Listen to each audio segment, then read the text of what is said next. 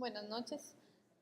La idea de esta charla es hacer una revisión más o menos comprensiva de los tumores óseos que son más frecuentes en la edad pediátrica y darles algunas claves para el diagnóstico. Yo sé que este tema tal vez muchas veces no lo vemos porque casi nunca los tumores óseos llegan a diagnóstico al servicio de radiología, pero en el hospital de niños sí lo vemos con alguna frecuencia y entonces quería darles algunos elementos como para que se defiendan, por así decirlo, en el diagnóstico de este tipo de lesiones. Lo más importante cuando uno valora tumores óseos es tener un orden. Eso es lo principal para poder reducir el diferencial, porque son tantas las lesiones que lo más importante cuando uno se enfrenta a la imagen es tener un diferencial corto, que sea lógico y que sea probable. Entonces a mí me gusta tener este orden que está acá, fijarse primero en la edad del paciente, eso ya me va a ubicar a mí al paciente en un grupo de lesiones que son probables.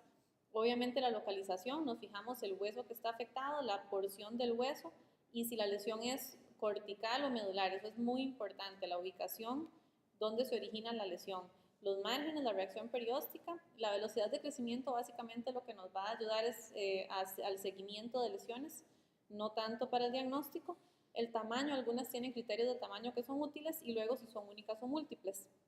Es muy importante tener presente que el diagnóstico de lesión ósea se hace en el 95% de los casos con la radiología convencional. Yo sé que actualmente con la tomografía y con la resonancia hay a veces mucha necesidad de pedir estudios alternativos, pero los tumores óseos en primera instancia y casi siempre se diagnostican mejor y de forma certera con placas simples.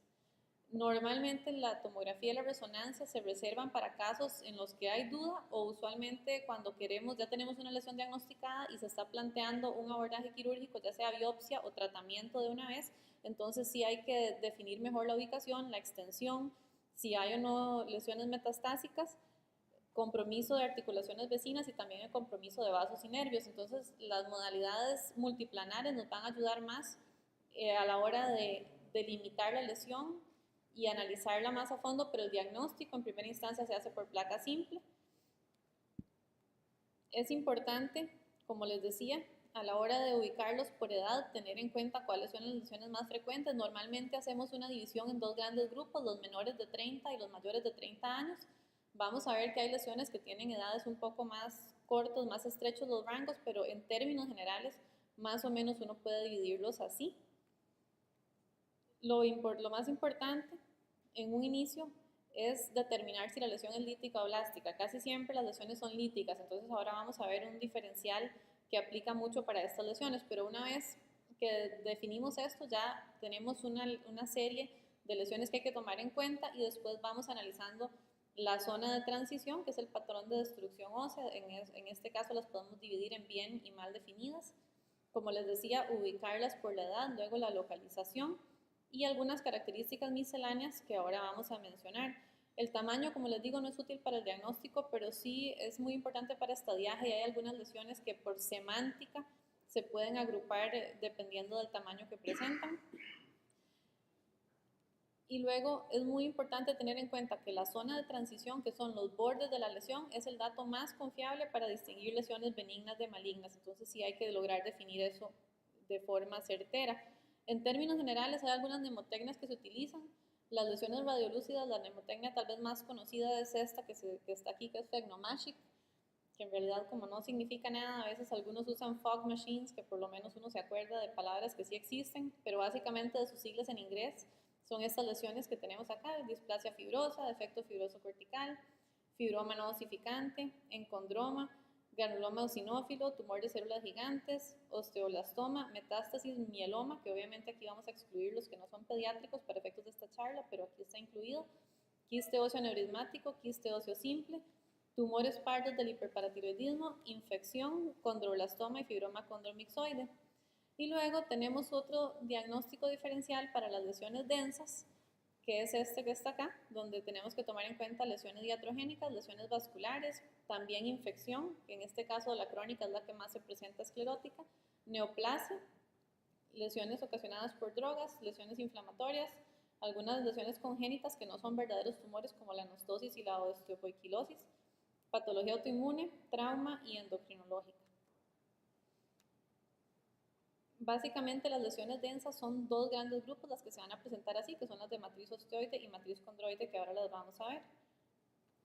Aquí tenemos un diferencial por edades, que eso pues en realidad ahora lo vamos a ir viendo conforme avanza la charla. La zona de transición, como les digo, es la característica más importante para diferenciar las malignas de las benignas. Entonces tenemos la zona estrecha, que significa que la lesión tiene bordes definidos, o sea que uno puede seguir el contorno de la lesión en toda su circunferencia, y estas lesiones son de crecimiento lento, usualmente son no agresivas, y dividimos en dos grupos, las que tienen margen esclerótico, y es muy importante definirlo porque de estas el 95% son benignas. Entonces, si tenemos una lesión bien definida de margen esclerótico con alto grado de confiabilidad, podemos decir que la lesión es probablemente benigna. Las no escleróticas en su mayoría son benignas, pero sí hay algunas lesiones malignas que tenemos que contemplar.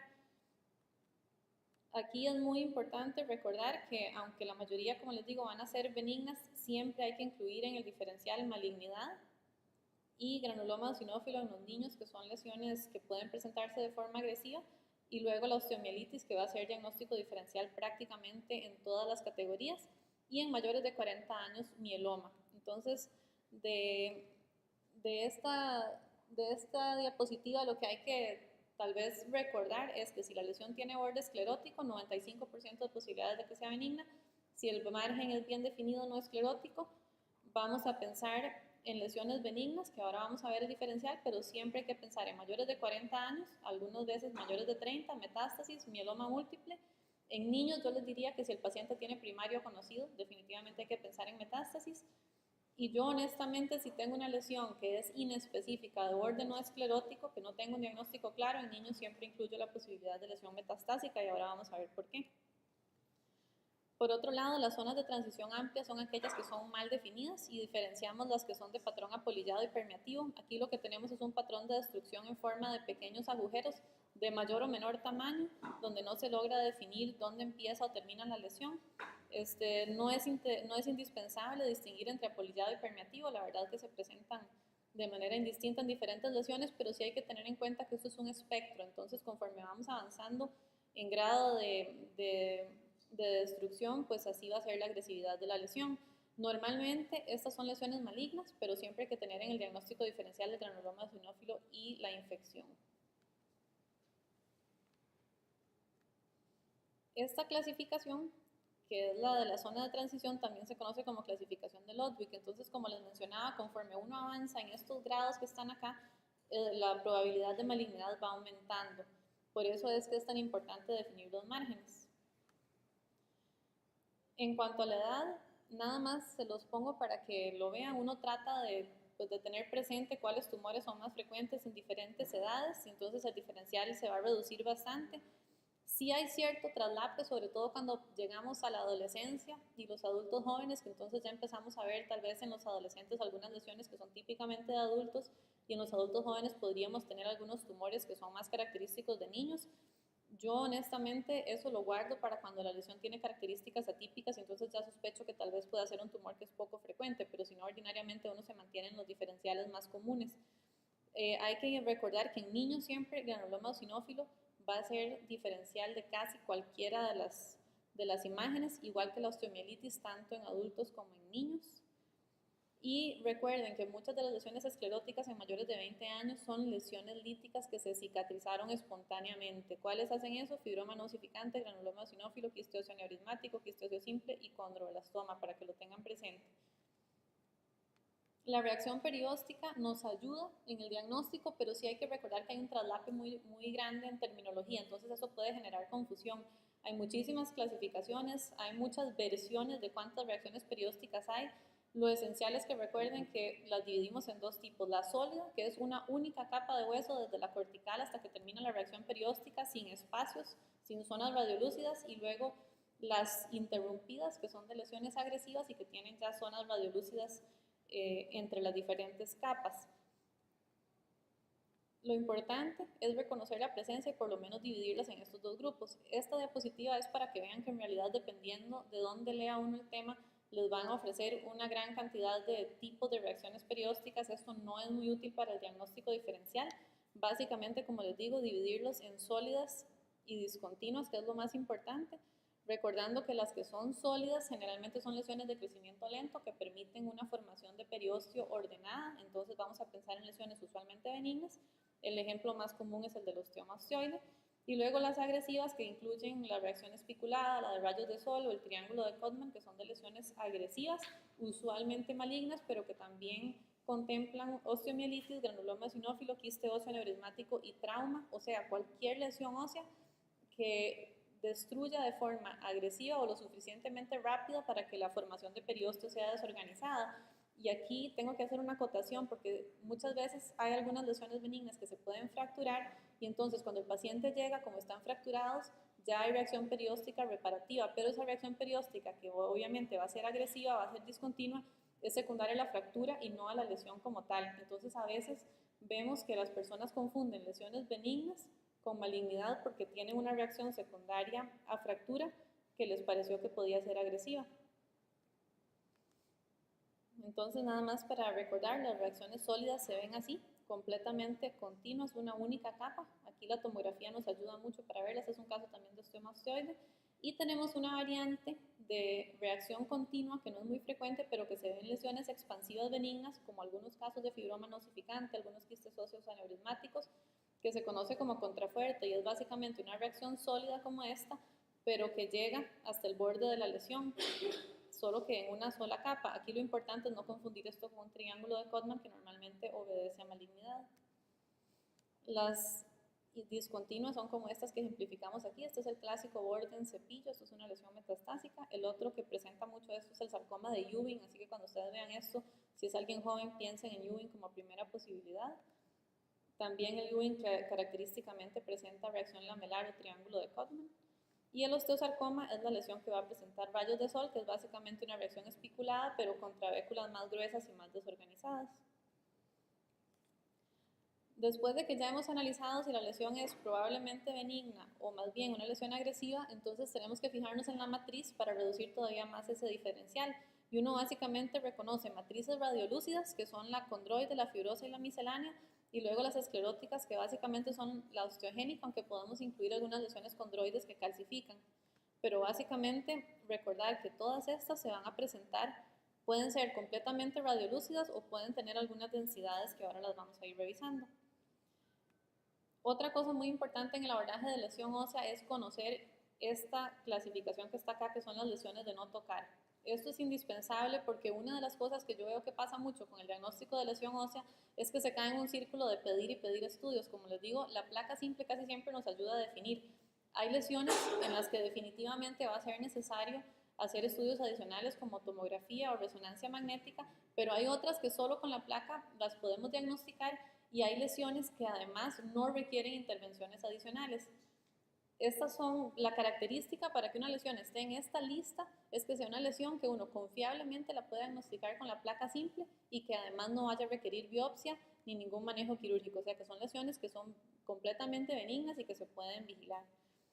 Hay algunas lesiones que son postraumáticas, que son estas que están acá, de las cuales solo vamos a mencionar el desmoide cortical, porque como vamos a ver, a veces se cataloga como parte de los tumores óseos fibrosos, aunque no es un verdadero tumor. Y luego nos interesan las que son verdaderas lesiones, estos son variantes.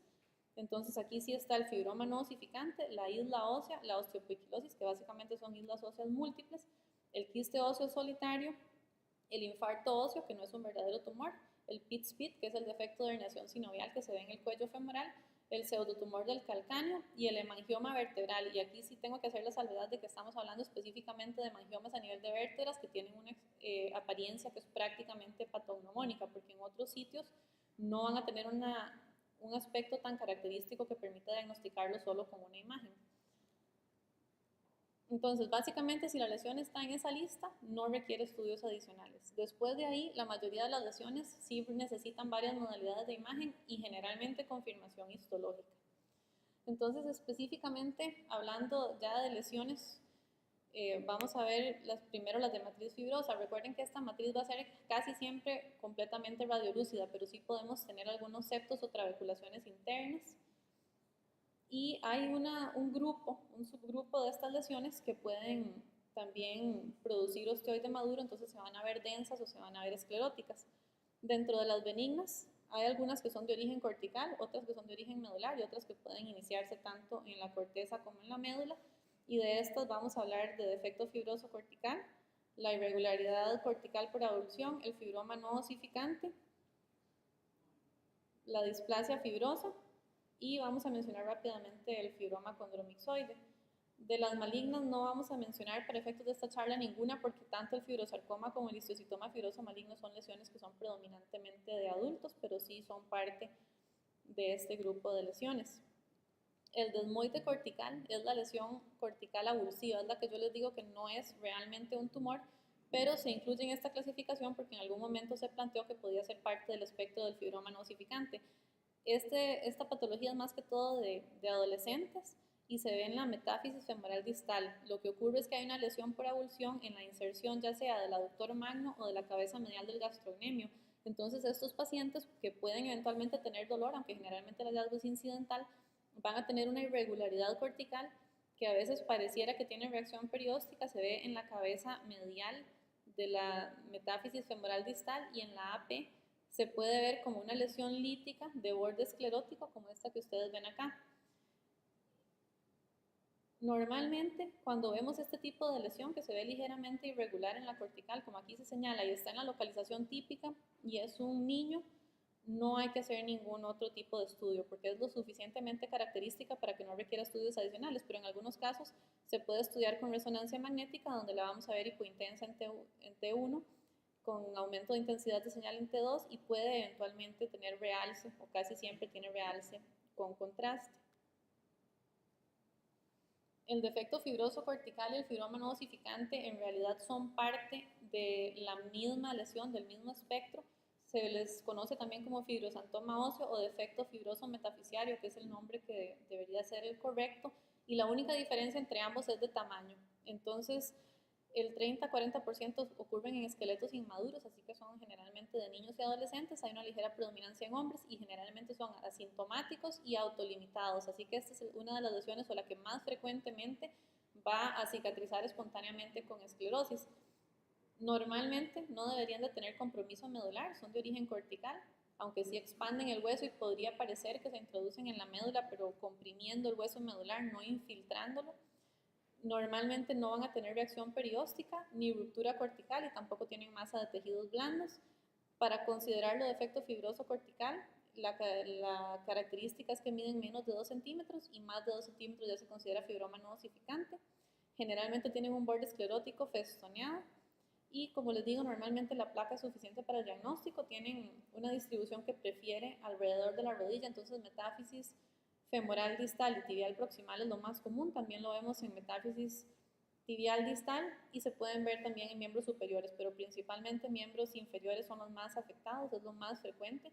Sí es muy importante mencionar o que tengan claro que son lesiones metafisiarias, o sea, normalmente no las vemos en diáfisis y definitivamente no comprometen la epífisis. Entonces, los defectos fibrosos corticales son estas imágenes radiolúcidas que ven acá, de origen cortical, como el nombre lo dice, de borde esclerótico, que pueden comprimir el hueso medular porque son ligeramente expansivas y ya cuando son más grandes se consideran fibromas no osificantes y ya por tamaño, pues estas generalmente tienen márgenes lobulados, tienen festoneamiento y tienen algunas pseudotrabéculas, como estas que ustedes ven acá. Y con el tiempo la tendencia es a esclerosarse. Sí hay un riesgo de fractura patológica que no es tan frecuente, pero puede darse y en ese caso pues sí puede ser necesario curetaje de la lesión. Normalmente, como les digo, con la placa es suficiente para el diagnóstico, pero si se hiciera una resonancia, usualmente son hipointensos en T1 e hiperintensos en T2 y algunos septos que pueden tener en su interior que son también hipointensos. Tardíamente, cuando cicatrizan, se ven como lesiones escleróticas bien definidas, siempre de base cortical. El diferencial de estas lesiones tienen que incluir quiste óseo aneurismático, displasia fibrosa, fibroma condromixoide, fibroma desmoplásico. Estas dos son raras. El fibroma condromixoide lo vemos de vez en cuando y aquí la norma es que si mencionan fibroma no osificante pueden mencionar fibroma condromixoide, aunque como les digo pues es raro y casi nunca va a ser esa la opción. Yo lo menciono cuando la lesión es muy expansiva porque el fibroma condromixoide tiende a ser más expansivo que el fibroma no osificante. El quiste óseo aneurismático no presenta tanto problema diagnóstico porque usualmente son muy expansivos, pero les puse esta imagen porque a veces llegan tempranamente y entonces cuando se ven así, pues sí pueden confundir un poquito con el diagnóstico.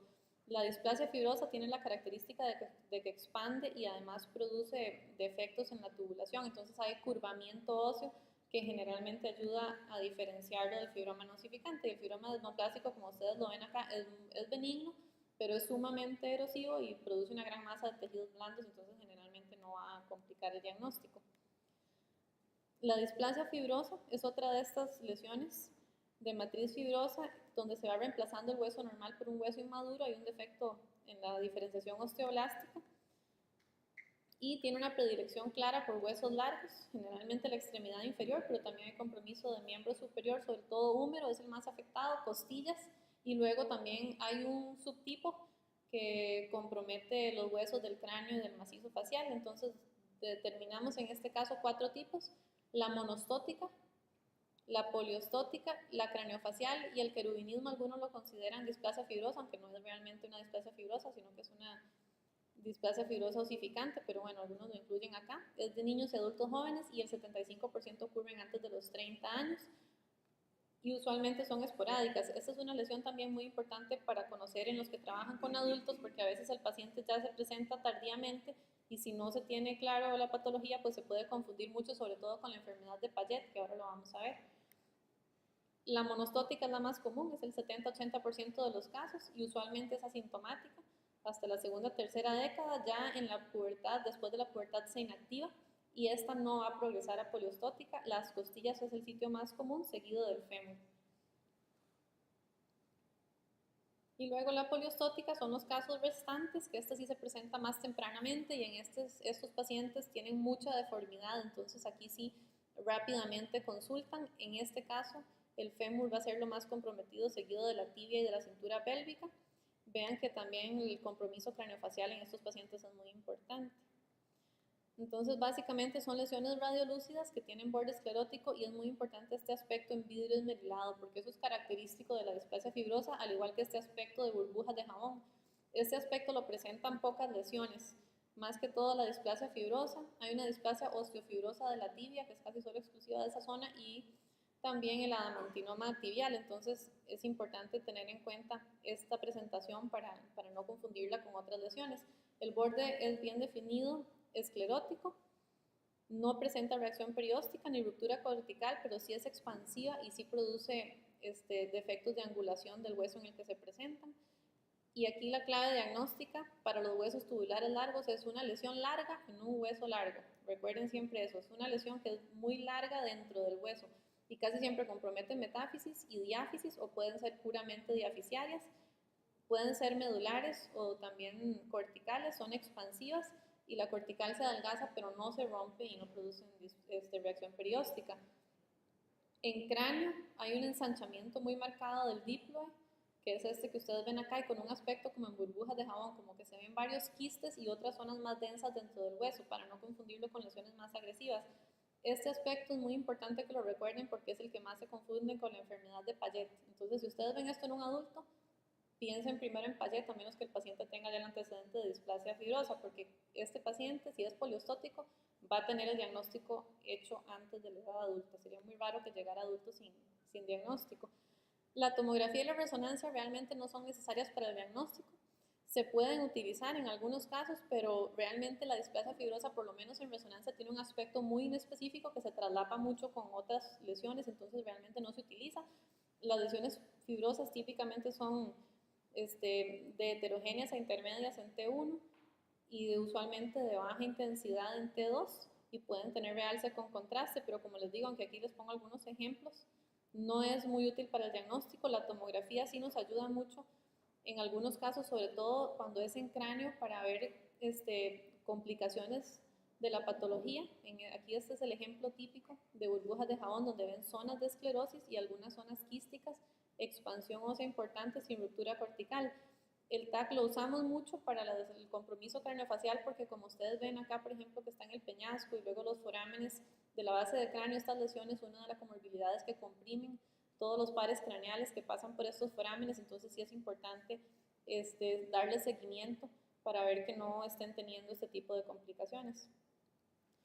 Por otro lado, las complicaciones más importantes van a ser en el desarrollo óseo, van a tener, por ejemplo, protrusio acetabular, que es la protrusión de la cabeza femoral dentro de la excavación pélvica, curvamiento marcado, fémur encallado de bastón, baja talla porque hay acortamiento muy importante de los huesos, entonces estos pacientes sí van a tener comorbilidades importantes asociadas, discrepancia de extremidades y pueden tener fracturas patológicas como las zonas de Luzer. Entonces cuando ustedes leen esto, los que han visto enfermedad de Payet, yo creo que eso se les va pareciendo mucho porque casi todo esto lo produce el Payet, así que sí es muy importante y les insisto mucho en ese diagnóstico diferencial porque he visto que varias veces se confunde. Entonces aquí básicamente si es alguien joven, no piensen en Payet, piensen en displasia fibrosa, y si es un adulto, al contrario.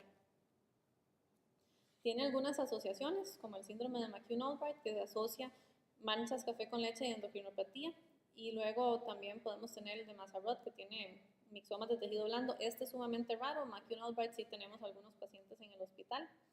Y el diferencial, como les decía, la enfermedad de Payet radiológicamente es muy similar y la clave aquí va a ser la demografía. Este es un ejemplo de enfermedad de Payet para que vean que se parece muchísimo y por tomografía incluso vemos zonas densas y zonas de resorción ósea. Recuerden que el Payet sí tiene diferentes fases evolutivas, eso también nos puede ayudar a diferenciarlo. Y luego la displasia osteofibrosa, que esa es casi exclusivamente tibial y tiene un aspecto muy parecido, es en la cortical anterior de la tibia y produce curvamiento óseo. Y el adamantinoma, que también puede ser indistinguible. Estos dos sospéchenlos cuando la lesión es de la cortical anterior de la tibia, o sea, los pueden incluir con el diagnóstico de displasia fibrosa y luego en otras localidades, pues el diagnóstico diferencial va a ser con fibroma no osificante, quiste óseo solitario, tumor de células gigantes, en condromatosis múltiple y neurofibromatosis tipo 1, que las lesiones por neurofibromatosis en huesos son raras, pero también se pueden dar. La craneofacial, básicamente es el mismo compromiso, pero a nivel de huesos del macizo facial, que es lo que ya veníamos viendo. Ahora vamos a pasar a las lesiones condroides. Estas son las que vamos a estudiar. La matriz condroide, recuerden que puede ser completamente radiolúcida, pero usualmente tiene un patrón de calcificación que es muy característico, que es el de arco y puntos, o también arco y anillo, palomita de maíz. Estos son los aspectos típicos. Aquí tal vez lo más importante es que no lo confundan con osteoide inmaduro, que es con lo que a veces se puede confundir. Entonces la calcificación condral es más en puntilleo y cuando ya son lesiones malignas muy proliferativas como estas, pues ya la calcificación es más gruesa, más como en palomita de maíz.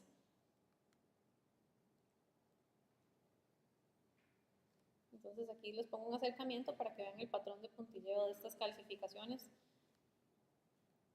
Este sería el patrón en palomita de maíz y algunos arcos que se ven aquí dibujados para que no lo confundan con el osteoide inmaduro, que es tal vez el pitfall diagnóstico más frecuente en estas patologías. El osteocondroma de estas es la lesión más frecuente, de hecho es uno de los tumores óseos más comunes, 10 a 15%, y es un 35% más o menos de los benignos en promedio. Se plantea que puede ser una anomalía del desarrollo y no tanto una verdadera neoplasia. Normalmente son asintomáticos, pero sí pueden dar síntomas por compresión de estructuras vecinas, porque recuerden que los osteocondromas son exofíticos. Usualmente son esporádicos, estos casi no tienen potencial maligno, pero sí hay algunos en el contexto de la enfermedad de exostosis múltiples hereditarias que sí tienen un riesgo mayor de malignidad. Tienen, como les digo, síntomas por efecto mecánico, entonces ahí podemos tener compresión vascular, neural, puede haber una miositis reactiva, masa palpable, puede formar bursas sobre la lesión por el roce continuo, entonces ahí sí pueden complicarse con bursitis, pueden eventualmente fracturarse, sobre todo los que son pediculados, y hay una transformación maligna en menos del 1% de los esporádicos, pero el 25% de los que son múltiples, y es acondrosarcoma. Usualmente lo que se transforma es el capuchón cartilaginoso y generalmente es un condrosarcoma de bajo grado, que en realidad tiene buen pronóstico. La distribución prefieren el esqueleto apendicular y generalmente alrededor de la rodilla y el húmero proximal es donde son más frecuentes.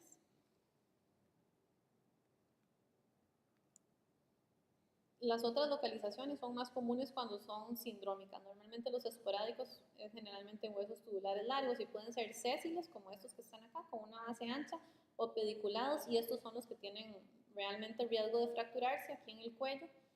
Normalmente tienen osteoide maduro, que es igual a la trabécula ósea del hueso, y la cortical de la lesión se continúa con la cortical del hueso, al igual que la médula de la lesión, que también se continúa con la médula del hueso. Esto es importante para distinguirlos de otras lesiones exofíticas como el condroma parosteal, que no lo vamos a mencionar, pero que sí hay que tenerlo en cuenta.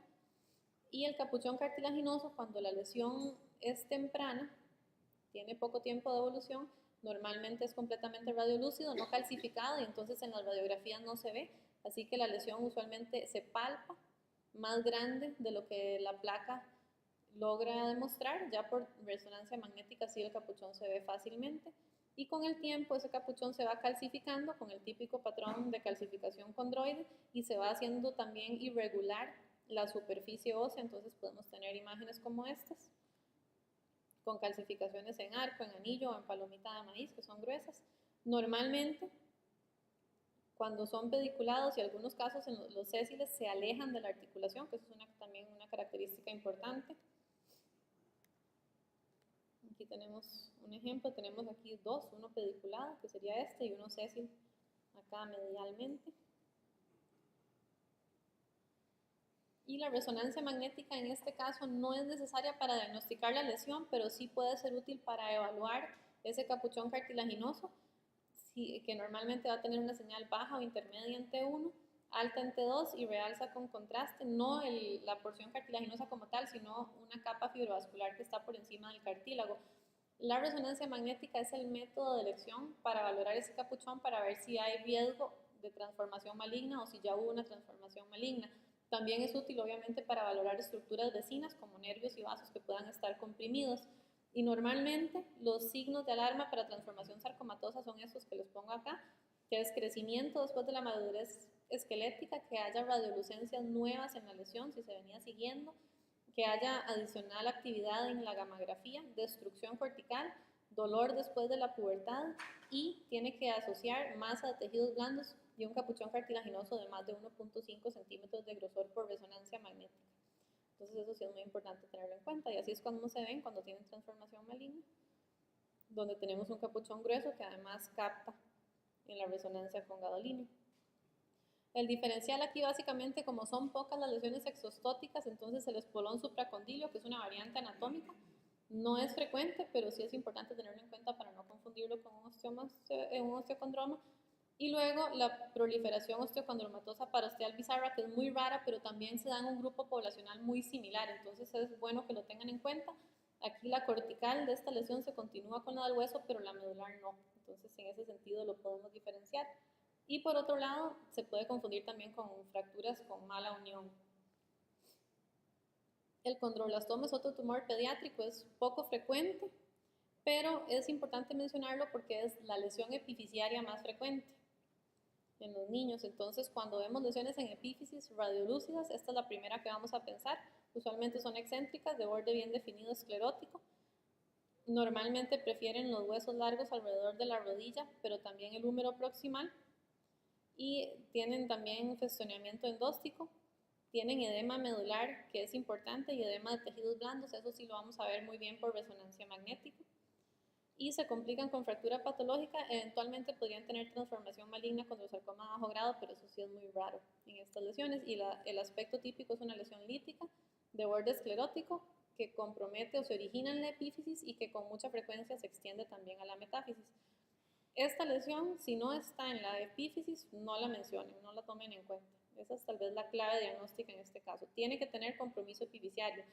Y recuerden, eso sí es muy importante, cuando vean una lesión lítica sin calcificaciones en huesos tubulares cortos o huesos planos, siempre consideren el diferencial si la persona es joven de condroblastoma. Entonces aquí la clave diagnóstica es menor de 30 años y que tiene que comprometer la epífisis, pero yo sí les diría que lo incluyan cuando son, como les digo, huesos planos o huesos tubulares cortos. Diferencial, lesiones epifisiarias, que el principal sería tumor de células gigantes. Aquí usualmente se diferencia fácilmente porque el tumor de células gigantes característicamente ocurre después de la madurez esquelética, pero sí hemos encontrado estas lesiones en niños, sobre todo cuando son adolescentes, ya alcanzando la edad adulta. El absceso de Brody, de la osteomielitis crónica, porque recuerden que esto se produce en el hueso subcondral, casi siempre es metafisiario, pero podemos verlo en epífisis, entonces se puede parecer. El condrosarcoma de células claras, que también se puede ver similar. El ganglión intraóseo, honestamente, yo les diría que no lo piensen porque esto casi siempre es de adultos, pero eventualmente podría confundirse. Y luego quistes óseos, En hueso plano específicamente, aquí sí vamos a incluirlos en el diagnóstico diferencial, no en huesos tubulares largos. Entonces aquí tenemos ejemplos de condroblastomas. Estos son tumores de células gigantes. Este es un absceso de Brody que ven que es metafisiario, nada más que hay aquí una cloaca que se extiende a través de la epífisis. Y luego tenemos el ejemplo de una lesión lítica en la patela, que es un quiste óseo aneurismático. Como les digo, en huesos tubulares largos, quiste óseo aneurismático no lo vamos a considerar porque no tiene compromiso epifisial. El encondroma sí es un tumor bastante frecuente, tiene un pico entre los 10 y los 30 años. Usualmente tiene dos presentaciones. En los huesos tubulares, cuando es en huesos largos, va a tener un patrón de calcificación muy característico, y en los huesos tubulares cortos usualmente no calcifica, son lesiones de origen medular, de bordes bien definidos que pueden eventualmente expandir el hueso y normalmente no tienen ruptura cortical a menos que estén fracturados, pero eso en las falanges sí es frecuente. Y en algunos casos, como les digo, puede tener calcificaciones, normalmente no tienen ni reacción perióstica ni masa de tejidos blandos, y en los huesos largos usualmente son metafisiarios. Cuando duelen en ausencia de fractura hay que considerar malignidad, y ahora vamos a hablar un poquito de esto porque estas lesiones sí tienen algunos problemas con dejarlas tranquilas, aunque sean tal vez muy características. Estas lesiones, el encondroma en los huesos largos sobre todo, son indistinguibles radiológicamente de un condrosarcoma de bajo grado, y para complicar más el problema, con mucha frecuencia son indistinguibles también histológicamente. Entonces, las características tanto radiológicas como histológicas entre un encondroma y un condrosarcoma de bajo grado se traslapan mucho, así que con frecuencia estas lesiones lo que tiene que hacerse es seguirlas para ver si se trata de una lesión benigna o si es una lesión de bajo grado. La ventaja es que como es de bajo grado, el otro posible diagnóstico, entonces generalmente tienen un curso bastante benevolente, pero sí hay que tenerlo en cuenta. Si compromete la epífisis, sí se dice que probablemente sean condrosarcomas, y como les digo, pues se pueden fracturar, pero la complicación que más nos interesa es la posible transformación maligna. Se asocia a algunos síndromes que pueden presentar encondromas múltiples. Entonces, el aspecto típico en las falanges es de una lesión lítica bien definida, esclerótica, que expande el hueso, que usualmente no calcifica, pero sí en las falanges también podemos tener algún patrón de calcificación puntiforme, como este que está acá. Este es el aspecto característico en huesos largos, que pueden ser usualmente metafisiarios, a veces se extienden a la diáfisis. En la placa generalmente no vemos el borde bien definido, pero vean que la tomografía sí lo logra delimitar. En la placa casi siempre lo que vemos es el acúmulo de calcificaciones. En este caso hay también una fractura patológica, y esta que está acá es la lesión que más nos tiene que preocupar, porque un condrosarcoma de bajo grado se puede ver exactamente igual. La clave diagnóstica para encondroma es que no tiene reacción perióstica y que tienen que tener calcificación, excepto en las falanges en que se pueden ver completamente radiolúcidas. Aquí sí la resonancia nos va a ayudar mucho para poder diferenciarlos de malignidad, y ahora vamos a ir avanzando y ahora les enseño cuáles son los criterios para pensar más bien en un condrosarcoma de bajo grado. El diferencial más importante, como les digo, es el condrosarcoma. Usualmente con solo la imagen no vamos a poder hacer el diagnóstico, excepto que tenga las características que ahora vamos a ver. Puede pensarse en infarto óseo, pero el infarto óseo, vean que tiene un patrón de calcificación que es como acintado o serpiginoso, entonces usualmente se distingue muy fácilmente por radiografía convencional. El ganglión intraóseo en adultos y algunas lesiones benignas como el condroblastoma o el tumor de células gigantes, y metástasis líticas que también hay que tenerlas en cuenta. Entonces, por ejemplo, aquí tenemos un tumor de células gigantes en falange, y acá tenemos un condroblastoma, para que vean que son en realidad bastante similares. Este es un infarto óseo por resonancia, que generalmente tienen un borde hipointenso por productos de degradación de la sangre. Y luego, cuando existen lesiones múltiples que se pueden confundir, por ejemplo, con una enfermedad de Ollier, pues habría que pensar en otras patologías como sarcoidosis esquelética y TB, que son sumamente raras. La enfermedad de Ollier básicamente son encondromas múltiples, como estos que ustedes ven acá. Estas sí es cuando estén en este contexto, pues son muy deformantes y se ven en las metáfisis. Y luego tenemos el condrosarcoma de bajo grado, que aunque usualmente es de adultos, en niños lo vamos a ver por transformación maligna de encondromas en el contexto de encondromatosis múltiple usualmente. Entonces no nos vamos a detener mucho en condrosarcoma, excepto para mencionarles las características que nos deben de hacer pensar que hubo una transformación maligna. Igualmente tiene una predilección por huesos largos y también en la pelvis es frecuente. Normalmente lo vamos a pensar en adultos que tengan lesión condroide de huesos largos, sobre todo si es grande, aunque sea asintomática. Recuerden eso.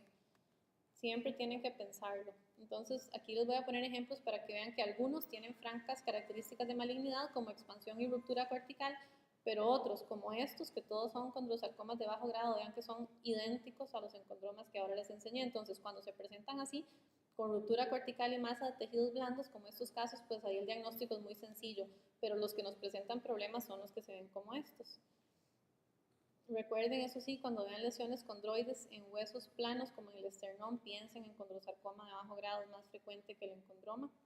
Y entonces los hallazgos por resonancia magnética son estos: ruptura cortical, que el 88% de los condrosarcomas lo tienen y es muy raro en el encondroma; festoneamiento endóstico, que comprometa más de 2/3 del grosor cortical, es altamente sugestivo de transformación maligna; patrón permeativo o apolillado, que eso solo se ve en los condrosarcomas de alto grado; masa de tejidos blandos extraósea, que las encondromas no lo van a tener; hipercaptación en el gamma, 82% de los condrosarcomas, es poco frecuente en el encondroma; y la localización, porque el condrosarcoma es muy raro en manos y pies, y el encondroma es muy raro en columna, pelvis y costillas. Entonces, con estas localizaciones, uno también puede sospechar que sea una u otro de estos diagnósticos, y normalmente los criterios pues se toman en conjunto, o sea que entre más criterios cumpla, más probable que sea una lesión maligna.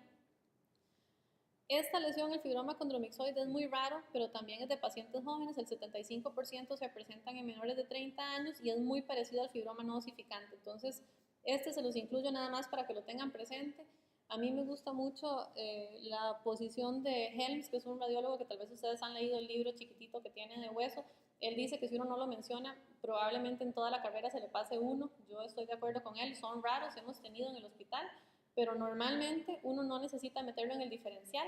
Lo pueden incluir cuando mencionen fibroma no osificante, sobre todo si la lesión es más expansiva o tiene alguna característica que les parece que tal vez no es tan típica, entonces ahí sí lo podrían mencionar eventualmente.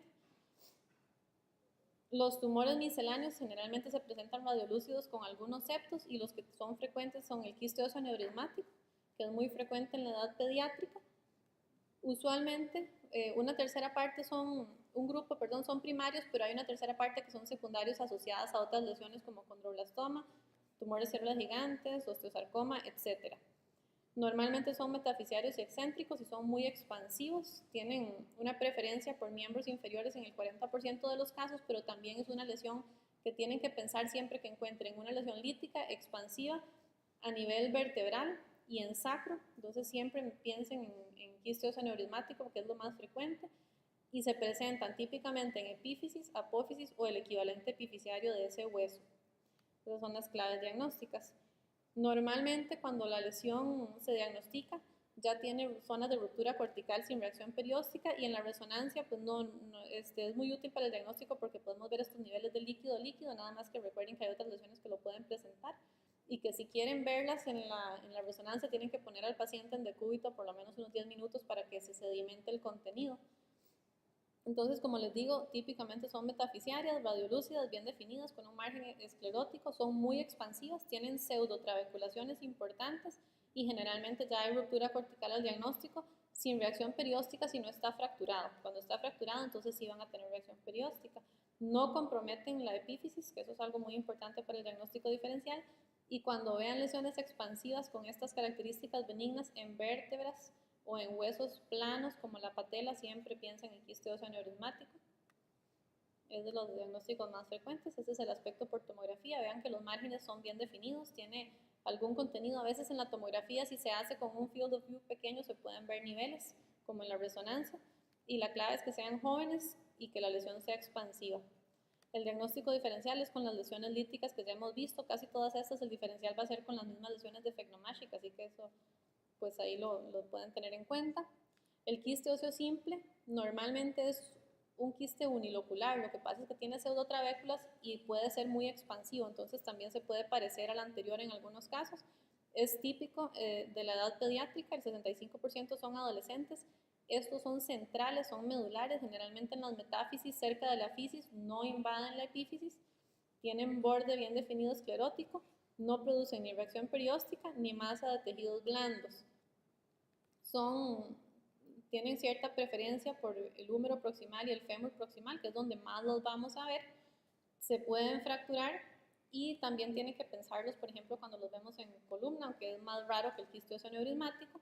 Y la clave es que sean de origen medular y central. Estas son las imágenes, vean que se parecen al quiste óseo aneurismático, vean que se parece también a la displasia fibrosa, entonces son cosas que hay que tener en cuenta. La localización y la pseudotrabécula generalmente ayuda, y otra cosa muy importante es esta imagen que está acá. Se fracturan con frecuencia y como lo que tienen es un contenido líquido, entonces es frecuente que un fragmento de cortical caiga dentro del quiste fracturado. Esto se llama signo del fragmento caído y es patognomónico. Si ustedes ven eso, no necesitan más para hacer el diagnóstico. Donde se complica un poquito más es cuando son pequeños, como en este caso, o por ejemplo, que se podría confundir o con un fibroma no osificante o con un amantinoma si estuviera más anterior, pero como estos son centrales, entonces uno fácilmente hace diagnóstico diferencial con estas entidades que son normalmente excéntricas. La histiocytosis de Langerhans sí es tal vez de la patología más común que nosotros vemos. Esto es rarísimo en los adultos, así que aquí la norma es que si no es un niño, no lo incluyan. Pueden ser únicas o múltiples, el pico es en niños de 1 a 3 años, entonces son infantes los que generalmente vamos a ver con esta patología. Algunos pueden regresar de forma espontánea, aunque generalmente requieren tratamiento. Son muy frecuentes en cráneo, es la zona más frecuente, seguido de pelvis y de fémur. La histiocytosis de Langerhans es una de estas lesiones que puede parecerse a cualquier cosa. Tal vez el aspecto más típico es el del cráneo, que son lesiones líticas bien definidas de margen no esclerótico, y lo típico es que tienen un borde en bisel porque comprometen más una tabla que la otra, pero aquí, y tal vez por casos que hemos visto recientemente en el hospital, es indispensable para diagnosticar histiocytosis que rompa las dos tablas. Si no rompe las dos tablas, no es histiocytosis. Ejemplo, si solo produce remodelación de la tabla externa y tiene masa de tejidos blandos, que estas lesiones siempre tienen masa de tejidos blandos cuando son activas, piensen en quiste dermoide o epidermoide, que además van a tener un margen esclerótico, pero el quiste dermoide o epidermoide no va a romper las tablas y la histiocytosis sí. Así que si eso no se cumple, como les digo, no es histiocytosis. O un caso que tuvimos recientemente de unas lesiones expansivas diploicas sin ruptura cortical que resultó ser una linfangiomatosis ósea. Entonces, para que vean que siempre esta característica de ruptura de las dos tablas es indispensable para considerarlo histiocytosis. Si ven esta imagen, se les va a parecer mucho al mieloma múltiple, o mejor dicho, sería indistinguible, pero aquí lo que nos hace la diferencia es la edad del paciente. En mandíbula, lo típico es que da este aspecto de dientes flotantes. En columna, se describe como lo más frecuente la vértebra plana, aunque yo honestamente les digo que normalmente lo que hemos visto son lesiones líticas como cualquier otra, que se confunden con metástasis, no tanto vértebra plana, que no es tan frecuente. Y esto nada más para ilustrar que definitivamente producen masa de tejidos blandos cuando están activas. Ya cuando están en cicatrización, ya sea por tratamiento o espontáneamente, sí la masa desaparece, pero normalmente esa es la presentación inicial. En vértebra lo que más vemos es esto, que son lesiones líticas de borde bien definido. La vértebra plana es poco frecuente. Y en extremidades es cuando se ponen un poco más difíciles de diagnosticar. Cuando son tempranas las podemos ver medulares como estas, pero usualmente son lesiones que producen reacción perióstica, que puede ser sólida como esta o puede ser lamelar como en este caso, y tienen una característica de que son lesiones que invaden esa reacción perióstica. O pueden ser localizadas como estas, que también las podemos ver, y sí tienen presentaciones agresivas con patrón permeativo, así que en niños, diagnóstico diferencial siempre tiene que estar incluido lesiones líticas, la histiocytosis de Langerhans, porque se parecen casi a cualquier cosa. Entonces aquí tenemos ejemplos de aspectos que pueden ser muy agresivos. El tumor de células gigantes, como les digo, no sucede prácticamente en niños, pero lo pongo nada más para que recuerden el aspecto, porque se puede confundir con condroblastoma y podemos encontrar, y ya hemos tenido algunos casos en niños ya mayores que han resultado ser tumores de células gigantes, pero normalmente la norma es que si es mayor de 30 años, o sea que si ya se cerró la fisis y la lesión es epifisiaria y expansiva, piensen en tumor de células gigantes. Si es menor de 30 años, van a pensar en condroblastoma. Recuerden que puede tener trabéculas internas, y lo otro importante es que el tumor de células gigantes también afecta vértebras y también afecta falanges. Entonces, cuando vean lesiones expansivas, quísticas, en huesos del carpo, en vértebras, en falanges, también incluyen en el diagnóstico diferencial. Y ya para ir al último grupo de tumores, los tumores de matriz osteoide, donde lo importante aquí es que distingan dos matrices diferentes. La matriz madura, que es la que tiene trabéculas organizadas, como por ejemplo esta, que son islas óseas, y el osteoide inmaduro, que es el del osteosarcoma, que es un aspecto algodonoso, muy mal definido, como el que ahora vamos a ver. Dentro de estos tumores, el más frecuente es el osteoma osteoide, que recuerden que son lesiones que típicamente duelen de noche y alivian con salicilatos.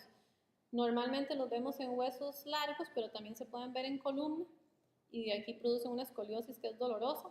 Lo típico es que tienen un nidus radiolúcido que puede tener mineralización central, y lo característico es que produce una reacción perióstica sólida que rodea la lesión, excepto los que son intracapsulares, que eso es importante recordarlo.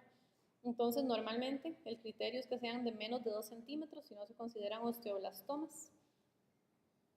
Y acá está el ejemplo típico de una zona de reacción perióstica que muchas veces es tan densa que en la placa no vemos el nidus, aunque si uno tiene cuidado y la placa quedó bien contrastada, pues bien expuesta, aquí se puede ver el nidus.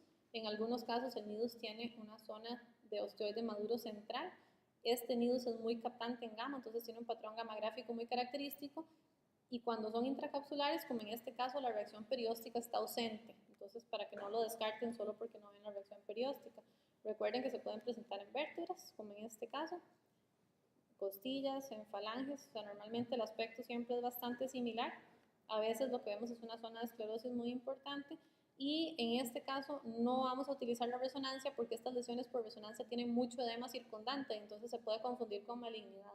Así que es preferible valorarlos con placa simple. Como les digo, el gamma es altamente sensible y específico, entonces es una herramienta muy útil para estos tumores. El diagnóstico principal diferencial es con osteoblastoma, que simplemente es el criterio de tamaño. No confundirlo cuando se presentan con ese nidus con material osteoide con una enostosis, y estas otras en realidad es poco probable que se confundan. Hay una variante que es exofítica, nada más para que la tengan en cuenta. El osteoblastoma, como les digo, es una lesión muy similar, nada más que es de más de 2 centímetros de tamaño, y este sí se va a ver más en huesos planos, en columna. Entonces, básicamente, para que lo recuerden, si lo vemos en vértebras y por criterios de tamaño, más probablemente va a ser un osteoblastoma, igual que sacro, que son las dos localizaciones más frecuentes. Y cuando lo vemos en huesos largos va a ser parecido, nada más que la zona lítica es más grande.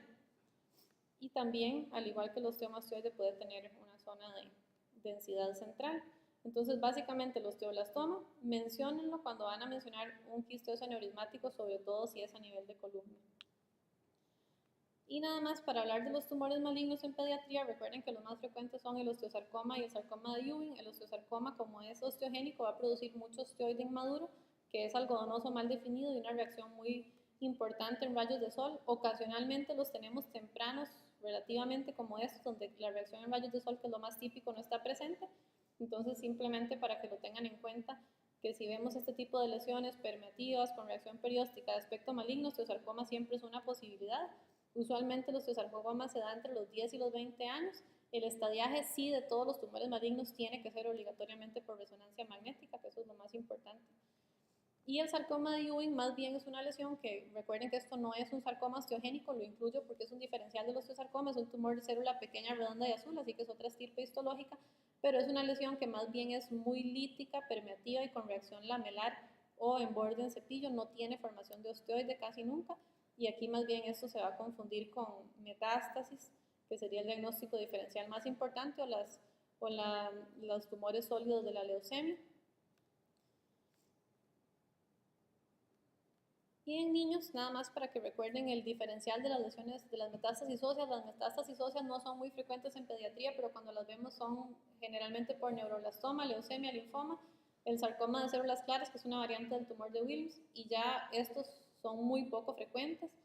Estos son, por ejemplo, metástasis de neuroblastoma, que típicamente son muy agresivas, con un patrón permeativo que es indistinguible de las lesiones malignas que acabamos de ver, pero cuando uno ve este tipo de lesiones múltiples en niños, la primera causa va a ser neuroblastoma, leucemia y linfoma. Eso es lo más importante de recordar.